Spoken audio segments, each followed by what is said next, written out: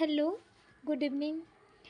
बज चुके हैं शाम के 7 और हम कर रहे हैं आप सभी से मुलाकात बहुत दिनों के बाद।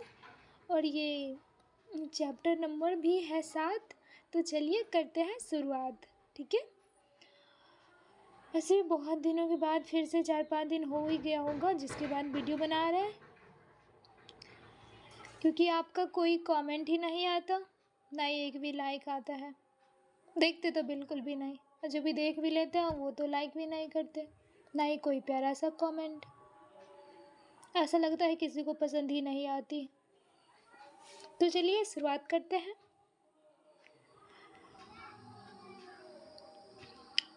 ये चैप्टर है पर्यावरण और क्लास 7 का है। ये क्लास 7 का है। चैप्टर नंबर पहला है पर्यावरण। चलिए शुरुआत करते हैं।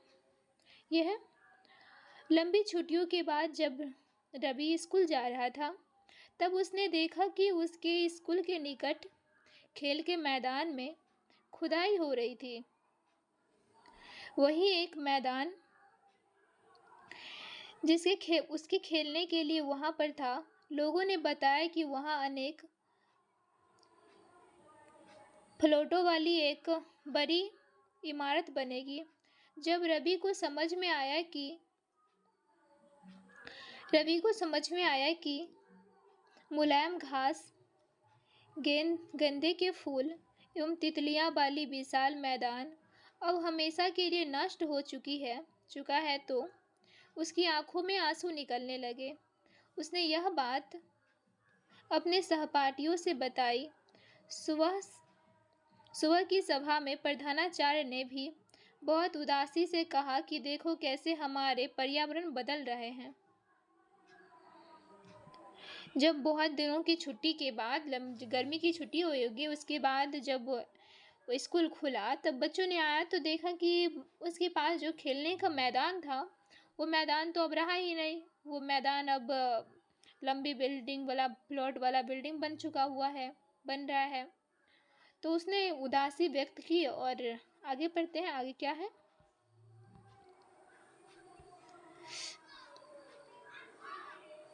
कक्षा में पहुंचकर रवि ने अपने शिक्षक से पूछा कि पर्यावरण क्या है।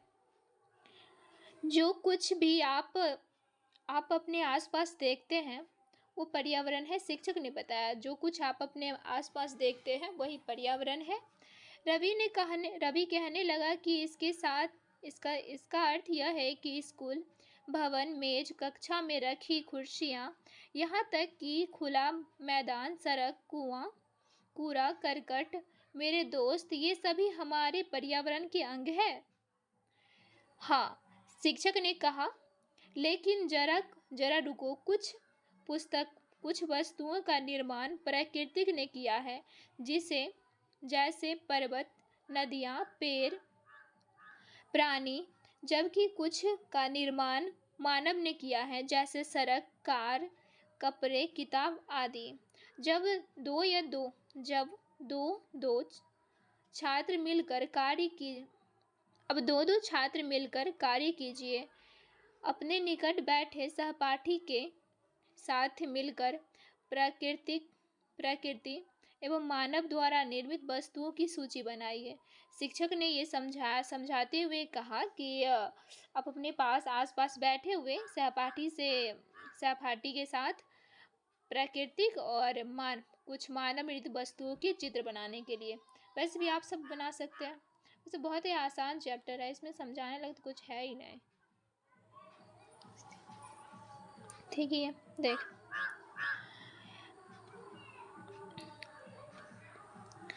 रवि, परमजीत, जस्सी, मुस्तफा, आशा सभी एक सूची बनने के लिए उत्सुक थे। इकबाल ने पूछा, हमारा पर्यावरण क्यों बदल रहा है? शिक्षक ने उत्तर दिया, ऐसा हमारी जरूरतों के कारण होता है। ये दिन प्रतिदिन बढ़ता जाता है। ये हमारी जरूरतों के कारण होता है, ऐसा शिक्षक ने उत्तर दिया। ऐसे देख सकते हैं, ये पर्यावरण का घटक है। घटक में मानव भी है और एक प्राकृतिक भी है। ठीक है। ये प्राकृतिक घटक है, वायु है जैसे वायुमंडल, जलमंडल, स्थल मंडल और सजीव जैव मंडल है। मानव निर्मित में होगा पार्क, इमारतें, पुल, सड़क, उद्योग, स्मारक, ये सब होगा। और मानव ने एक व्यक्ति, परिवार, समुदाय, धर्म, शिक्षक, आर्थिक और राजनीतिक स्थिति, ये सब के बारे में बताया गया है। ऊपर आपने वातावरण से आप समझ गए होंगे कि किसी भी जीवित प्राणी के चारों ओर पाए जाने वाले लोग, स्थान एवं वस्तुएं एवं प्राकृतिक वस्तुएं एवं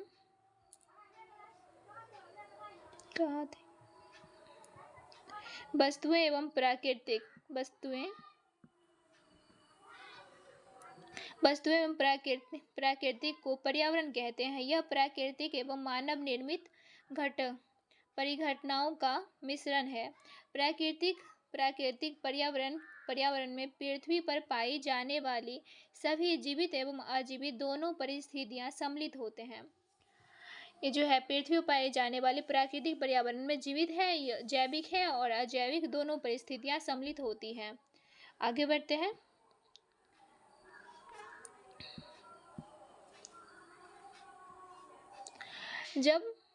जब मानव पर्यावरण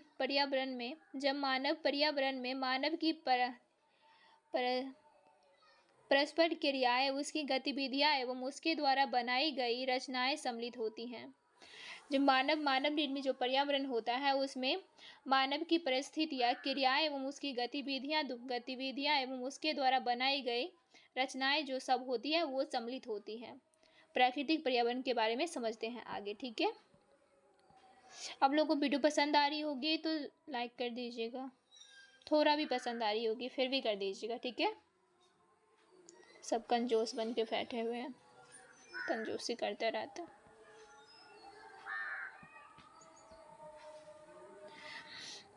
भूमि, जल, वायु, पेड़ पौधे एवं जीव जंतु मिलकर प्राकृतिक पर्यावरण बनाते हैं। स्थल मंडल, जल मंडल, वायुमंडल एवं जैव मंडल से आप पहले से ही परिचित होंगे। आइए अब हम इसके संबंध में कुछ और तथ्य की जानकारी प्राप्त करते हैं। पृथ्वी की ठोस पट्टी या कठोर ऊपरी परत को स्थल मंडल कहते हैं। पृथ्वी का जो ठोस पट्टी होता है, पृथ्वी का जो ठोस ऊपरी भाग होता है उसे स्थल मंडल कहा जाता है, ठीक है। स्थल मंडल उसे कहा जाता है, किसे कहा जाता है? उसे कहा जाता है पृथ्वी के ऊपरी भाग जो कठोर होता है उसे स्थल मंडल कहा जाता है। यह चट्टानों एवं खनिजों से बना हुआ होता है। पृथ्वी का सबसे ऊपरी भाग चट्टानों और खनिज से बना हुआ है एवं मिट्टी की पतली परतें से ढका हुआ होता है। मिट्टी का पतली परत होता है उससे ढका हुआ होता है।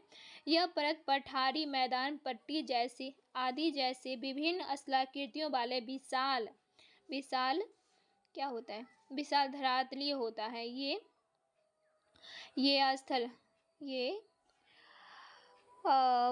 स्थलाकृति महाद्वीपों के अलावा महासागर की सतह पर भी पाई जाती है। ऐसी स्थलाकृति जो होती है वो स्थलाकृति महाद्वीप के अलावा महासागर में भी पाई जाती है। आगे बढ़ते हैं। स्थल मंडल वह क्षेत्र है जब जो हमें वन, कृषि एवं मानव बस्तियां के लिए भूमि, पशुओं को चरने के लिए घास या स्थल प्रदान करते हैं। यह खनिज संपदा का भी एक स्रोत है।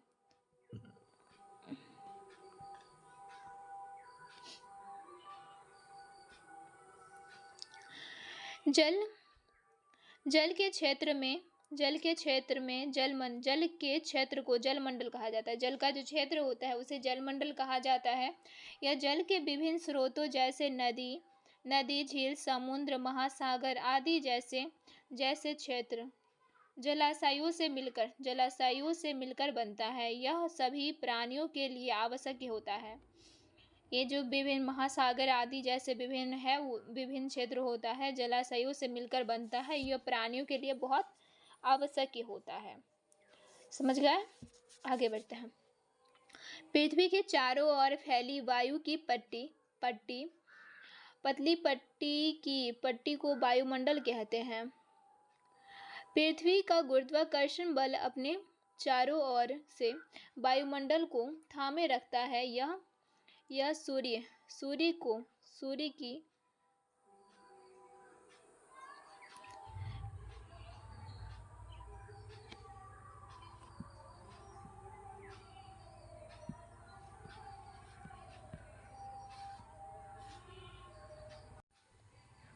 सूर्य की झुलसने वाली गर्मी एवं हानिकारक किरणों से हमारी रक्षा करता है। जो होता है हमारे सूर्य की गर्मी और ये झुलसने वाली गर्मी जो होता है उससे हमारी रक्षा करता है। ठीक है, आगे बढ़ते हैं।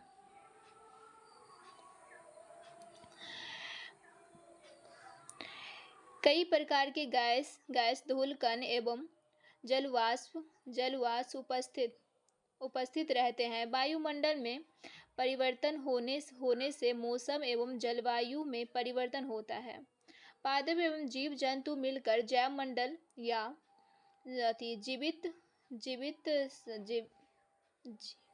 सजीव संसार का निर्माण करते हैं। यह पृथ्वी का वह संकीर्ण क्षेत्र है जहाँ स्थल, जल एवं वायु मिलकर जीवन को संभव बनाते हैं।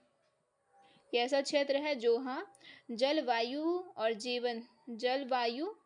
मिलकर जीवन को संभव बनाते हैं।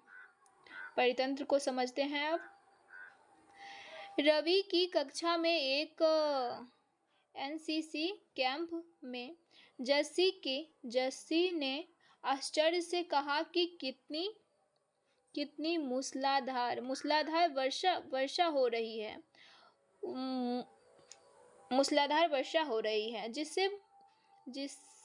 जिससे मुझे अपना केरल याद आ गया। जस्सी को अपना केरल याद आ रहा था। तुम सबको आकर देखना चाहिए कि कैसे हरे भरे खेत एवं नारियल के बागानों में लगातार बारिश होती रहती है। तभी जसमेल के कहने वाले हरी ने आश्चर्य से कहा कि हमारे यहाँ वर्षा होती ही नहीं। हमें तो दूर दूर तक केवल कीकर एवं रेत ही नजर आती है। लेकिन वहाँ ऊंट भी तो मिलते हैं, रवि ने कहा। लेकिन वहाँ ऊंट भी तो मिलता है क्योंकि ये रेगिस्तान वाला इलाका होगा, इसीलिए यहाँ पे ऊंट पाया जाता है। और रवि ने ऐसा कहा कि वहाँ पे ऊंट भी तो पाया जाता है, बारिश नहीं होती। और कीकर मतलब होता है कंकर से पाया जाता है और रेत पाया जाता है, तो स्वाभाविक सी बात है कि वो रेगिस्तान का इलाका होगा, मतलब राजस्थान की तरफ। ठीक है, आगे बढ़ते हैं।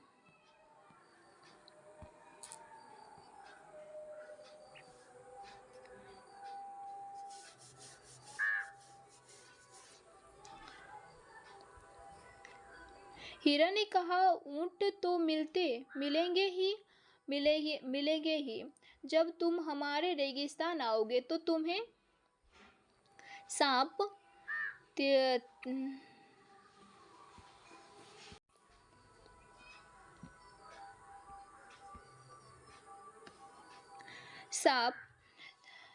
छिपकली एवं अनेक कीट देखने को मिलेंगे। रवि हंसते हैरत में पड़ गया। विभिन्न स्थानों पर पाए जाने वाले जीव जंतु, वनस्पति एवं लोगों के रहन सहन के तरीके इतने भिन्न क्यों हैं? क्या सभी का एक दूसरे के साथ संबंध है?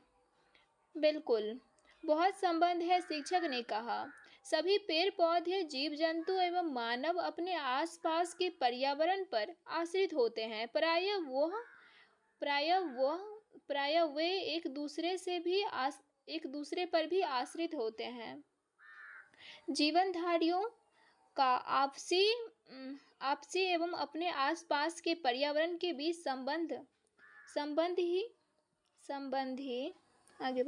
संबंध ही परितंत्र का निर्माण करता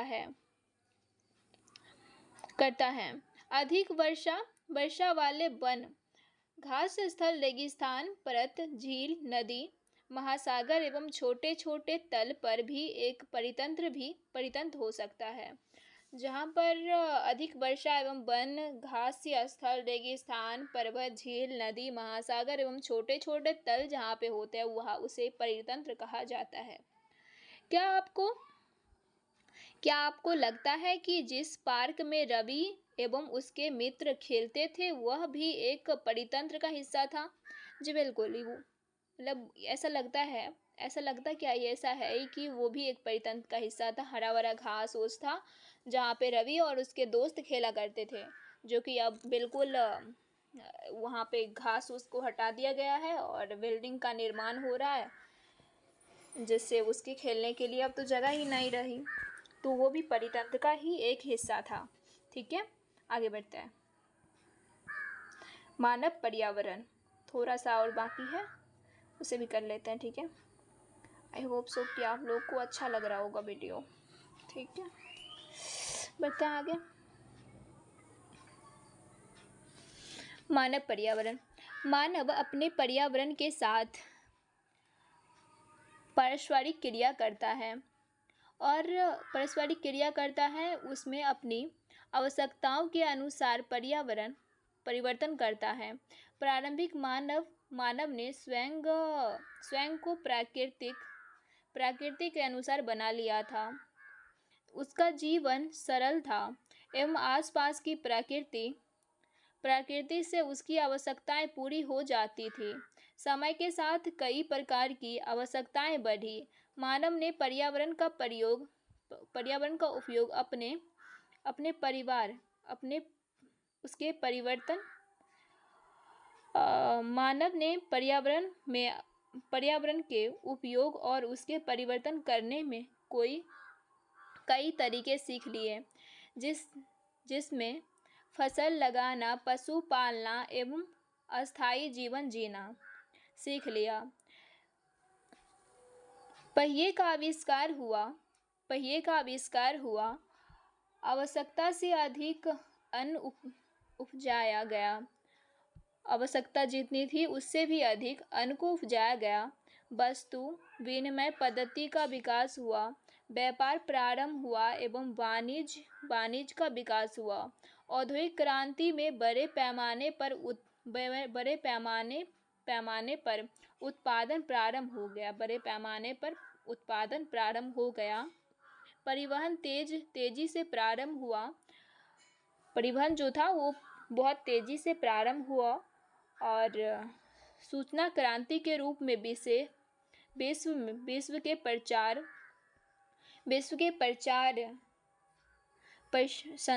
के संचार सहज और द्रुत हो गए। जो संचार का माध्यम था वो उसमें भी वृद्धि हो गई। और अभी तो हर किसी के पास ऐसे समाचार आ जाता है। पहले पेपर में आया करता था, अभी भी आता है, पर अभी कुछ ज़्यादा ही सरल हो चुका है। हर किसी के पास फ़ोन है और समाचार तो आता ही रहता है।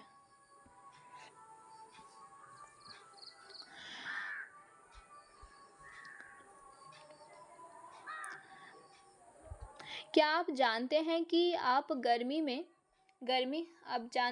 गर्मी में रसीला तरबूज एवं सर्दी में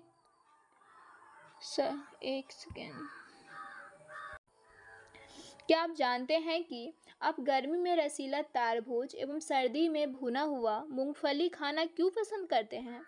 प्राकृतिक एवं मानवीय पर्यावरण के बीच सही संतुलन होना आवश्यक है। मानव का पर्यावरण के साथ समता से रहने एवं उसके उपयोग सीखना चाहिए। रवि की कक्षा में मिजोरम की एक लड़की है, नूरी। वह अक्सर अपने स्थान की हरियाली की बात करती रहती है। खेल का मैदान नष्ट होने के कारण रवि की उदासी देखकर नूरी ने उसे आने वाली छुट्टियों में अपने घर मिजोरम आने को कहा। रवि के शिक्षक ने सभी बच्चों को कहा कि छुट्टियों में जिन स्थानों पर जाओगे वहां की भूदृश्य, घरों एवं लोगों की क्रियाकलाप के चित्र बनाकर लाएं।